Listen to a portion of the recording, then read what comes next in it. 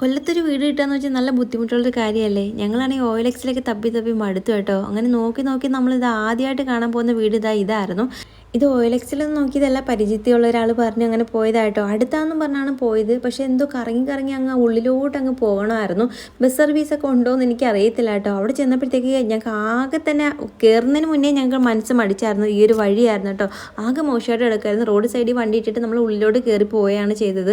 അവിടെ ചെന്നപ്പോഴത്തേക്ക് വീടൊക്കെ കണ്ടപ്പോൾ കുഴപ്പമൊന്നുമില്ല. പക്ഷേ എന്തോ ഉള്ളിലൊരു സംതിങ് ഇങ്ങനെ തോന്നിയിട്ടേ ഇരിക്കുമായിരുന്നു കേട്ടോ. അതിൻ്റെ കൂട്ടത്തിൽ നല്ല മഴയും ഒക്കെ ആയിട്ട് പിന്നെ കുഞ്ഞിനാണെങ്കിൽ ഇങ്ങനെ അവിടെ ആ വഴി കയറി പോയപ്പോൾ തന്നെ കാലിൽ നല്ല ബുദ്ധിമുട്ടുമായിട്ടുണ്ടായിരുന്നു.